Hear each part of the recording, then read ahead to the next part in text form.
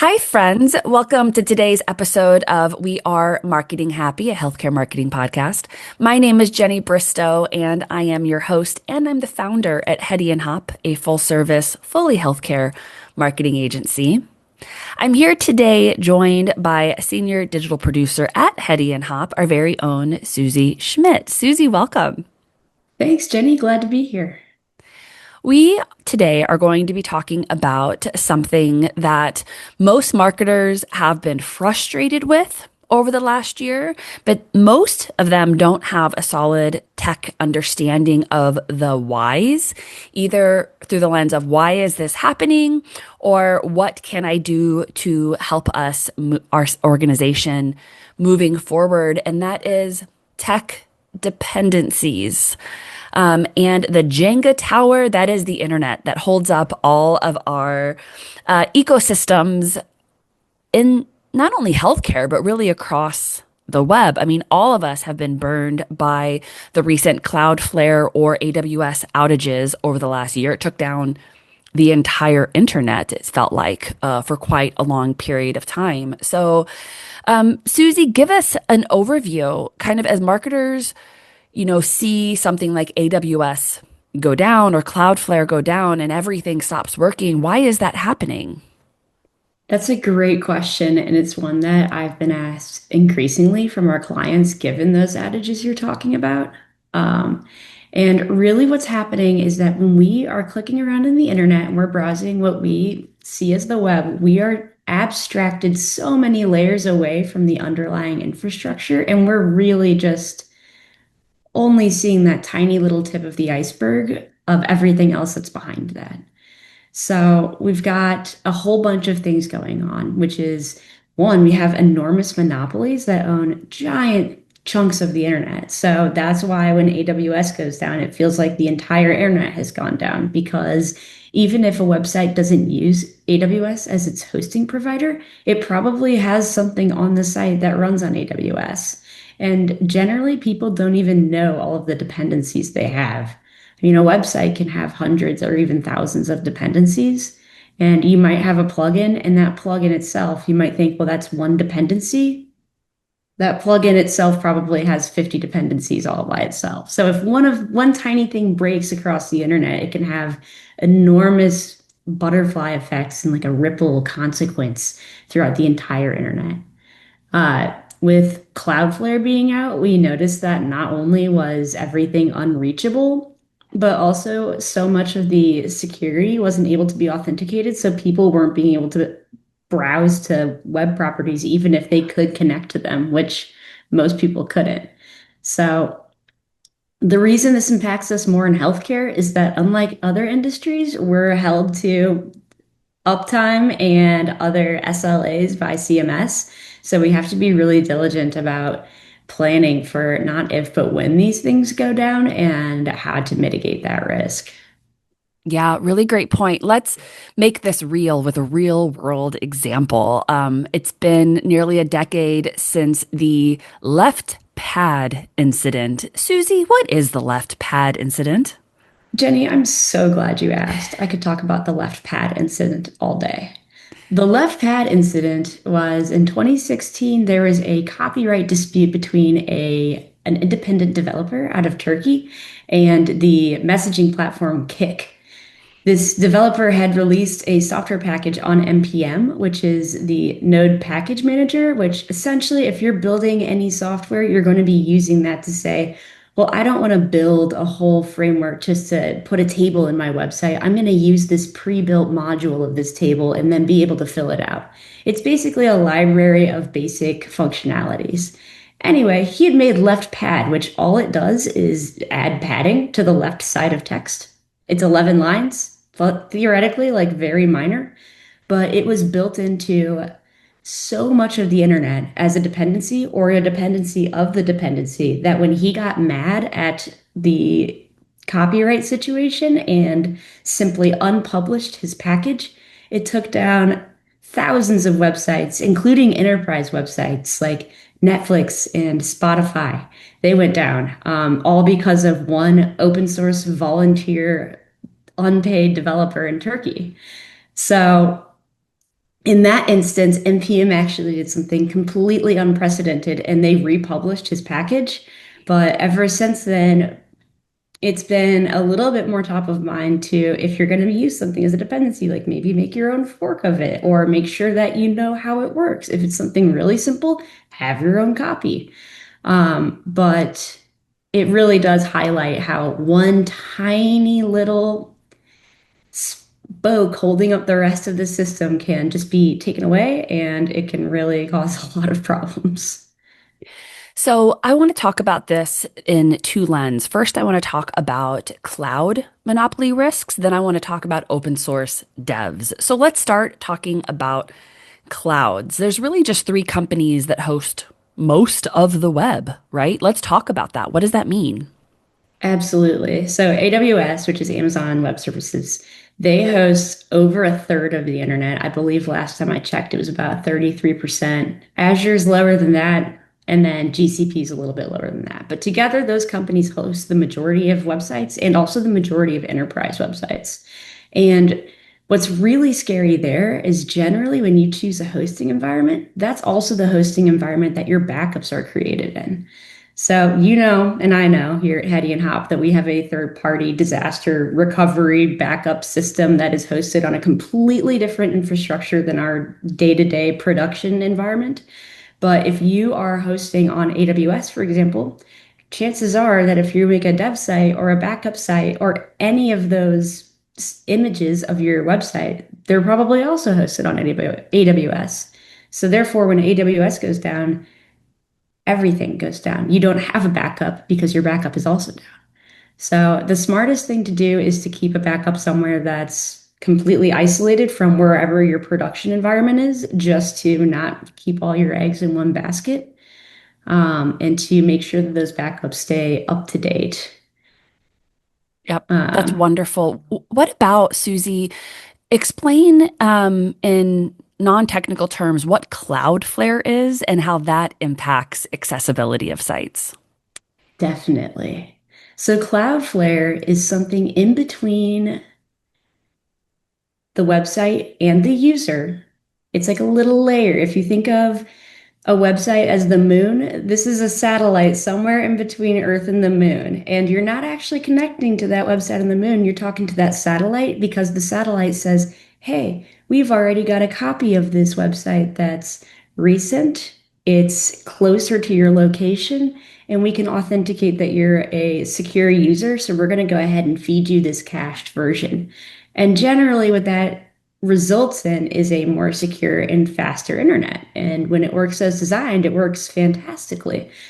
But when it doesn't work well, what that means is not only can nobody reach the moon, but also that copy on the satellite is gone. And also, whenever the moon is back up and running, the satellite has to rebuild all of its copies. So if you noticed that the internet was running slowly, not just during, but after the AWS outages, it wasn't just you. That's because all of those caches had to be rebuilt. All of these systems depend on each other, and when one breaks, it has a domino effect. Yeah, so there's really multiple potential single point of failures whenever you think about the marketing tech stack and the digital ecosystem that, we're creating here in the healthcare space. Let's talk about open source devs and how they are essentially holding up the internet for free. That is correct, and it's an unsustainable position we found ourselves in. Um, so, as we all know, the internet kind of started, and then, like most great sandboxes for innovation, it just exploded with no real rules or guardrails. And what that has resulted in is a foundation that's made of out of date, fundamentally insecure programming languages, like things built on C at the infrastructure level, that means that everything built on top of that is just a piece of duct tape to try to patch the infrastructure. It's like if you had a foundation from the 1800s and you tried to build a modern house on top of it. It's the plumbing doesn't match, the electric doesn't match, everything shorts out, things aren't compatible. So we're dealing with that every day. And we're also relying on people who are working on it as a hobby in their spare time. unpaid, with no real motivation other than a self-felt sense of satisfaction to maintain really fundamental things that then billion-dollar enterprises depend on every day. So it's a really interesting dynamic where nobody's really responsible to fix it. And it's an enormous issue that would take an incredible amount of resources to truly resolve. So everybody is just kind of building their own duct tape towers, essentially. And we are just going to find out what happens. So, really great analogies, by the way, making it very easy to understand for our non-technical listeners. So, thank you, Suzie.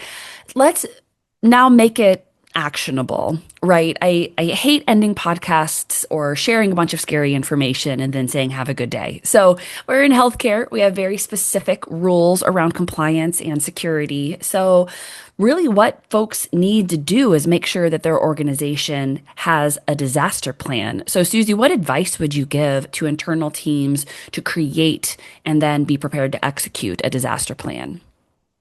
Definitely. I mean, with all of these systems out of your control, it's irresponsible not to have a disaster plan. You have to assume that one of these vendors is going to fail you eventually. And when that happens, it's better if you just can follow your guidelines and react calmly instead of trying to build the plane while you're flying it through a fire.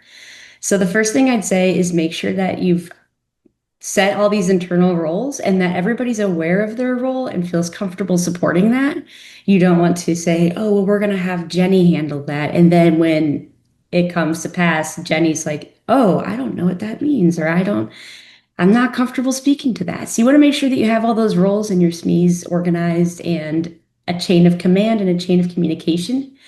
Um, it's always important to make sure that you keep those notifications going. So if something is wrong and you're a covered entity, it's important to say that something is wrong, even if it's not your fault, even if it's a global outage that you had nothing to do with. And it's important just to communicate something, even if you don't have all the details, like we are down, this portal is inaccessible. To our knowledge, your data is safe. We will keep you updated. Our next update will be at this time. People are generally pretty understanding as long as you give them something to work with and provide a reasonable amount of transparency. So I'd say make your plan and stick to it. Maybe even do a test run, see how it lands, how the language lands with your account managers. I've done that to say, do you think this would be acceptable or should we maybe explain this a little bit more? So it really just depends on the services you offer, but got to have that disaster plan.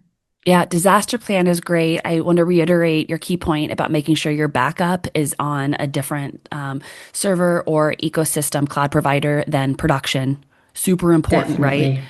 One thing that we need to remember for folks that are covered entity is with HIPAA, breach notification timeline starts ticking when the outage happens, even if it's not your fault. So you need to make sure that you have a really clear documentation of timeline of events and then work with your security or privacy officers to make sure that you really understand the next steps, but you have all the documentation covered. And then finally, I love your understanding and like the explanation of roles, but also making sure that the messaging is super clear, right? Have drafts ready to go, for some of these scenarios that are likely to happen at some point. That way you can execute upon it really quickly. And then finally, if somebody wanted to, and they should, right? How would they go about documenting their dependencies? A lot of organizations don't even know, what all their dependencies are. How would they go about trying to create, that documentation to layer into a disaster plan? That's a great question. Where you're really going to want to start is the services you support in-house versus the ones that you outsource to a vendor. And anything you support in-house, you should be able to list all the dependencies. Or if you don't, the only acceptable reason is that you have a third-party vendor that supports something that has a proprietary system, but you have a clear understanding of who is your point of contact on their end in case of a disaster. But beyond that, you should be looking at, let's just start with maybe your website that you manage in-house. take a look at every plugin on that site. If it's WordPress, it probably is, most of them are. And then you can go ahead and you can look at that plugin. Most of them have really robust documentation. Most softwares have a requirements or dependencies file. Uh, Read the README file. I'm one of the very few people that does that, but it's almost always very helpful. And you can get a pretty good list. I would say it's tedious, but not technically difficult. And it's something that you should have because if you see one of these common vulnerability exploits go out, you need to be able to answer the question very definitively of whether or not it affects you. Because if it does, to your point, that breach notification timeline, the clock is ticking.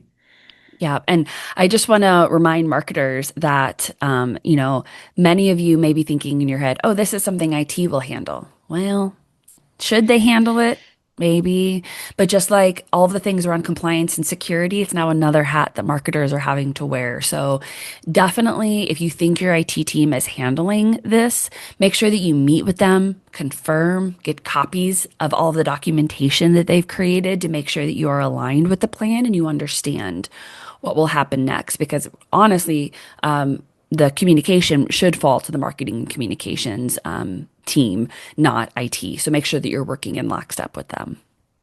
And I will say that when we made our disaster recovery plan, we learned right there a lot of the roles. So a lot of the questions that you might say, I don't even really know where to start, go find a good example of one and start following it. And before you know it, you'll be adapting it to your unique products and systems. It happens.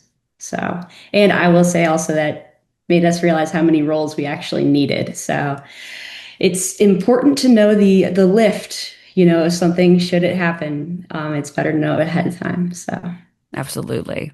So awesome. Well, Suzie, thank you so much. This hopefully will answer a lot of questions and help all of our listeners be prepared for the inevitable next outage that will happen in the internet. And thank you, as always, for tuning in. Share this episode with a team member that you think may find value and like and subscribe. We drop episodes almost every Friday. That is our goal. And if you have a topic you'd like for us to cover, shoot us a note. hello@hedyandhopp.com. We'd love to hear from you. Until next time, thanks for joining us on this week's episode of We Are Marketing Happy. Stay safe, friends.